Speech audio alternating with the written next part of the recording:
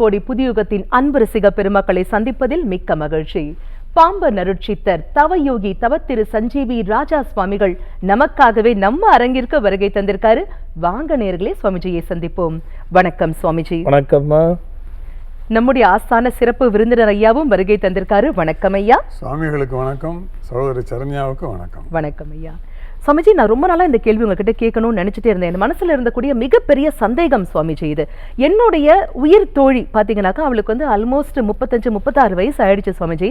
அவங்க அம்மா அப்பா வந்து போகாத இடம் இல்ல, போய் பார்க்காத ஜோதிடர்கள் கிடையாது. எந்த ஜோதிடர் கிட்ட போயிட்டு அவளுடைய ஜாதகத்தை காமிச்சாலும், திருமணத்திற்காக ஆவலோடு கேட்டாலும் கூட அவங்க சொல்ற விஷயங்கள் என்னன்னு பாத்தீங்கன்னாக்கா, உங்க பொண்ணு ஜாதகத்துல செவ்வாய் தோஷம் இருக்கு, நாகதோஷம் இருக்கு, இல்ல கலஸ்தர தோஷம் இருக்கு, இந்த மாதிரி தோஷங்களால அவங்களுடைய திருமண வாழ்க்கை அப்படிங்கிறது தள்ளி தள்ளி போகுது அப்படின்னு சொல்றாங்க சுவாமிஜி. இதெல்லாம் கேட்கும் போது எங்க மனசுல இருக்கக்கூடிய ஒரு கேள்வி, ஒரு ஆதங்கம் என்னன்னு பாத்தீங்கன்னாக்க, இவ்வளவும் பார்த்து பார்த்து நடக்கும் போது எங்க வாழ்க்கையில முக்கால் வாசிக்கு நடந்து போயிடுறோம். திருமணம் அப்படிங்கறதே வந்து தள்ளி தள்ளி போயிட்டே இருக்கு இல்லைங்களா? காணல் நீர் மாதிரியே பலருக்கும் அது நிலவுது. இதெல்லாம் வந்து உண்மைதானா? இவ்வளவு பயம் தேவைதானா? தோஷங்கள் உண்மையா அல்லது எங்களை ஏமாத்துறாங்களா சுவாமிஜி? இல்ல இல்ல, அது தோஷங்கள் என்பது இருக்கு, உண்மை. அதில் ஒன்றும் மாற்று கருத்து இல்லை. அதை இல்லைன்னு சொல்லி வாதிடவே முடியாது. ஆனால் அந்த தோஷங்களுடைய தன்மை என்பது தான் நம்ம அங்கே கேள்விக்குறியாக வைக்கணும். தோஷங்கள் இருக்குது, அது திருமணத்துக்கு தள்ளி போகிறதுக்கு ஒரு காரணம். அது யாரால் காரணம்? அவர்களால் காரணமா, கிரகத்தால் காரணமா, அல்லது இது வேறு எதனா தான் பிரச்சனை? நம்ம ஒரு கேள்விக்குறி இங்கே எழுப்புனா, கிரகங்கள் ஒரு நாளும் தள்ளி போடுவது அல்ல. தோஷமாக இருக்கிற கிரகம் நாட்களை கடத்தி திருமணம் செய்ய வைக்குமா அப்படின்னு ஒரு கேள்விக்குரிய நமக்குள்ளேயே எழுப்பிட்டா சரி, அதுதான் பதில். உதாரணத்துக்கு 7ஆம் வீட்டிலே எந்த லக்னமாக இருந்தாலும் குறிப்பிட்ட சில லக்னங்களுக்கு ரொம்ப மோசம், குறிப்பிட்ட சில லக்னங்களுக்கு விமோசனம்.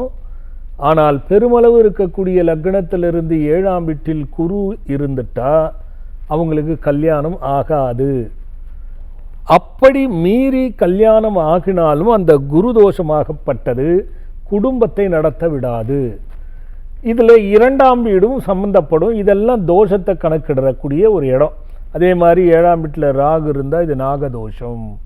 இது வந்து இதே நாகதோஷம் இருக்கிறத தான் கட்டணும் அப்படிங்கிறது பொருள்.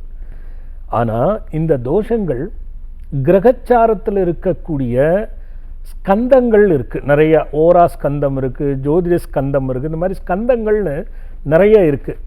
இந்த ஸ்கந்தங்கள் என்ன சொல்லுது அப்படின்னா, தோஷங்கள் என்பது ஒரு சுபத்தை தடுக்கின்றது அல்ல.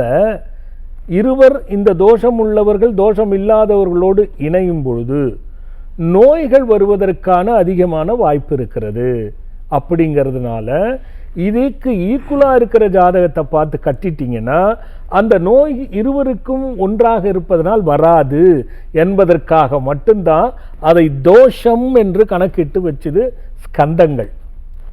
நாம் அதை திருமணத்துக்குன்னு எடுத்துக்கிட்டு இவங்க டைரெக்டாக சொன்னால் ஒத்துக்குவாங்களா?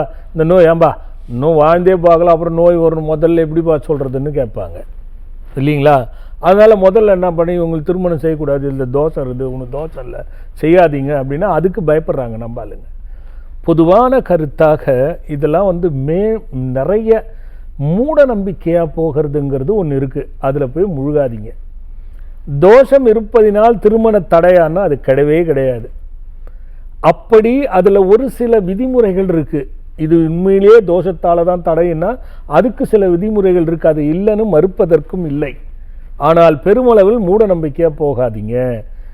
ஒரு நாகதோஷம் அப்படின்னு சொல்கிற ஒரு ஜாதகத்தில் நம்ம எடுத்துக்கிட்டோம்னா, நீங்கள் தான் ஜாதகம் பார்த்து 10 பொருத்தம் பார்த்து கல்யாணம் பண்ணுங்க, பிரச்சனை வரும். அப்போ அவங்களே கூப்பிட்டு நம்ம கேட்டோம்னா, இல்லைங்க நாங்கள் 10 பேரை பார்த்துங்க, 10 ஜோதிடர் சொன்னாங்கங்க இது கட்டலாம், இதை விடாதீங்க, நல்லா இருக்கும்னு சொன்னாங்க, ஆனால் நாங்கள் அதனால் கட்டணும், இப்போ திருப்பியும் பிரிகிற அளவுக்கு போயிடுச்சு, என்ன பண்ணணும் அப்படின்னு கேட்குறவங்கள நிறைய பேரை நான் பார்த்துருக்கேன். 10 பேர் சொல்லி எப்படி சுவாமிஜி இந்த பிரச்சனை வருது? அங்கதான் இப்போ நம்ம இந்த கேள்விக்கு பதில் இருக்கு. அங்கதான் பதில் இருக்கு. இது 10 பேர் நல்லா இருக்கணும்னு சொன்ன பிறகும் ஏன் பிரச்சனை வந்ததுன்ற கேள்வி அவரை போய் கேட்டாலே இது கண்ணை மறைச்சு விதின்னு முடிச்சிருவாரு. இதை புரிஞ்சுக்கணும் நம்ம. முக்கியமான கிரகங்களால் ஏற்படும் பிரச்சனைகளும் தீர்வுகளும் சொல்லி நீங்க எழுதி நம்ம மணிமேலை பிரசத்தில் வெளியிட்டிருக்க புத்தகத்துல இதை பத்தி விரிவா எழுதியிருக்கீங்க சார். விரிவாகவும் எழுதியிருக்கேன், அதுக்கு விமோசனமும் எழுதியிருக்கேன், என்ன பண்ணணும்னு எழுதியிருக்கேன் நான். தலைப்பிலே வந்து முக்கியமான கருத்தை நீங்க புரிஞ்சுக்கணும். கால மாற்றமும் இன்னைக்கு நவீனமயமாக்கப்பட்டதும் பிள்ளைகளோட மனநிலையே பார்த்தீங்கன்னா மாறுபட்டு இருக்கு. நமக்கு தெரிஞ்சு ஒரு குறிப்பிட்ட ஆண்டுகளுக்கு முன்னாடி பெற்றவர்கள் பார்த்து பிள்ளைக்கு திருமணம் ஏற்பாடு செய்வாங்க. இன்னைக்கு இருக்கிற சூழ்நிலை பெற்றவர்கள் பிள்ளைகளை கேட்டு திருமணத்தை முடிவு செய்கிறாங்க. இந்த மாற்றமே பெரிய மாற்றம். இதில் எந்த தோஷம் வந்து வேலை செய்தது? இன்றைக்கி இருக்கிற பெண் பிள்ளைங்கள் எல்லாம் நாங்கள் சம்பாரித்து பார்த்துக்கிறோம், எனக்கு டம்மியாக வீட்டுக்காரர் இருந்தால் போதும், என்னை தொல்லை பண்ணக்கூடாது, என்னை டிஸ்டர்ப் பண்ணக்கூடாது. இங்கே தோஷம்லாம் இல்லை. இப்போ நம்ம வந்து அதை பேசவே முடியாது. எங்களுக்கு தோஷமும் வேணாம், எதுவும் வேணாம், நீ அப்படியே வச்சுக்க, எங்களுக்கு ஏற்ற மாதிரி இருக்கிறானா பாரு அப்படின்றது இல்லையா, நீ விட்டுரு, நாங்களாக பார்த்துக்கிறோம். இது ஆம்பளையும் பேசுறது, பெண் பிள்ளைகளும் பேசுறது. அப்போது காலச்சுழற்சி எவ்வளோ மாறி இருக்குது. பெற்றவர்கள் அலசி ஆராய்ந்து குலத்தை கண்டு குணத்தை கண்டு சுற்றாரை கண்டு சூழலை கண்டு மணமகனை தேர்ந்தெடு அப்படி பார்த்ததுலேயும் தவறி போகுது. எல்லாம் தவறானதை மட்டும் எடுத்துக்குதுங்களே தவிர நல்லா இருக்கிறத எதுவும் எடுத்து, நல்லா இருக்கிறது 90 விழுக்காடு, கெட்டு போனது 10 விழுக்காடு, 10 விழுக்காடே எடுத்துக்கிறாங்க. ஆனால் இன்றைக்கி என்ன, பிள்ளைகளே நிர்ணயம் பண்ணிடுறாங்க, இப்படி தான் வேலை பார்க்கணும், இப்படித்தான் இருக்கணும், இப்படி இருந்தால் சொல்லுங்க, இல்லைன்னா வேண்டாம் அப்படின்ற முடிவுக்கு வந்துடுறாங்க. இது ஒரு பக்கம். ஆனால் தோஷம் நீங்கள் பாருங்கள், அதுக்கு நிறைய கணக்கு இருக்குது. தோஷமே கல்யாணத்துக்கு தடுங்கள் அல்ல. தோஷத்தை பற்றி கையாண்டு உங்களுக்கு சொல்பவருடைய தவறு. சொல்பவர் சரியாக சொல்லுகிறாரா இல்லையான்னு உங்களுக்கு தெரியாது. அறியாமை, மூட நம்பிக்கை இங்கே தப்பு.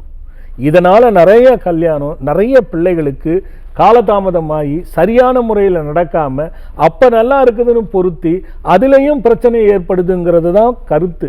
ஆக தோஷங்கள் என்பதினால் பிரச்சனை இருக்கிறது, அது திருமணத்தை தடுக்காது. அது ஸ்கந்தங்களிலே சொல்லப்பட்டது. நோய்கள் வருவதற்கும் சரியான கருத்துகள் ஒன்றாக இல்லாமல் இருப்பதற்கும் மன ஒற்றுமை வேற்றுமையாக மாறுவது தன்மை இருப்பது தோஷத்தில் இருக்கக்கூடிய அந்த கிரகத்தினுடைய ஒரு தெளிவான செய்தி. அதுதான் அது சொல்லுமே தவிர திருமணம் அப்படின்னு எடுத்துக்கொண்டால் அது 100க்கு 60 விழுக்காடு இல்லை, 40 விழுக்காடு கிரகம் சம்பந்தப்பட்டிருக்கும். அப்போ ஒருவர் பார்த்த உடனே இந்த தோஷத்தால் எது பிரச்சனை அப்படி என்பதை நமக்கு சொல்லணும். ஏங்க இதில் கல்யாணத்துக்கு பிரச்சனை இல்லை, இது பண்ணால் இது வரும், அதனால் இதுக்கேற்ற மாதிரி பார்க்கலான்னுட்டா பிரச்சனை இல்லை. ஆனால் எல்லோருமே இது தோஷமாக இருக்குது, இப்போ தான் கல்யாணம் பண்ணணும், இதே உள்ள ஜாதகம் தான் கல்யாணம் பண்ணணுன்றது நம்ம வரும். இப்போ நான் பொதுவாகவே சொல்லியிருக்கேன், பெண்களுக்கு 25 வயதுக்கு மேலே வச்சுக்கோங்க, ஆண்களுக்கு 27 வயதுக்கு மேலே வச்சுக்கோங்க. காரணம் 1990 இருந்து எனக்கு தெரிஞ்ச அனுபவத்தில் 90 இருந்து பார்த்தீங்கன்னா அந்த பிள்ளைங்களுக்கு எல்லாமே ஜாதக ரீதியாகவும் சரி மனகுண ரீதியாகவும் சரி சிக்கல் இருக்குது. அதனால் இந்த தோஷங்களை எல்லாம் பார்ப்பதை விட பெண்ணின் குணமும் ஆணின் குணமும் அவர்களுடைய குடும்ப குணத்தையும் பரிசோதிப்பது தான் சாலச் சிறந்தது இக்காலத்திற்கு. நீங்கள் தோஷத்தை எடுத்துக்கோங்க, அது யாரும் வேண்டான்னு சொல்லலை. தோஷத்தை பற்றி சொல்கிறவர்கிட்ட நீங்கள் என்னங்கிறத கேள்வி கேட்டு எடுத்துக்கணும் அப்படிங்கிறது தான் அதனுடைய பாயிண்ட்டு கண்ணா. அதனால் இதுவே காரணமாக ஆகிடாது. இதை பற்றி பேசணுன்னா நாம் பேசிக்கிட்டே போகலாம் மணிக்கணக்கில். ஏன்னா ஜாதகம் அது போல் இது தேவையான அளவுக்கு தெரிஞ்சுக்கிட்டோங்கிறதுக்காக நான் சொன்ன கண்ணா, அவ்வளோதான். நிச்சயமா சமைச்சு இதே மாதிரி ஏத்த ஜாதகம் வரலன்னு சொல்லி தள்ளி போற நிறைய குடும்பங்களும் நம்ம பார்த்துட்டு இருக்கோம். அதே மாதிரி பாத்தீங்கன்னாக்கா என்னதான் பொருத்தங்கள் இருந்தாலும் கூட மன பொருத்தம் அப்படிங்கிறது நிச்சயமாக தேவை. இந்த குடும்பமும் அந்த குடும்பமும் பிடிச்சிருக்கணும், இந்த பெண்ணிற்கும் இந்த ஆணிற்கும் பிடித்தம் அப்படிங்கிறது நிச்சயமா இருக்கணும். அதான் பிரதான தேவை அப்படின்னு சொன்னீங்க சுவாமி. புரிதல், கருத்து, குணம், வேற்றுமை இல்லாத புத்தி, அதாவது ஆணவம், நீ பெரிய ஆளா நான் பெரிய ஆளாங்கிற எண்ணங்கள் இருக்கக்கூடாது. உடல்கள் ஒன்றிணைந்து திருமணத்திற்கு பிறகு உடல்கள் ஒன்றிணையறத மனமாற ஏற்றுக்கொள்ளுகின்றோம். உள்ளங்களிலே மட்டும் ஏன் வேறுபாடு?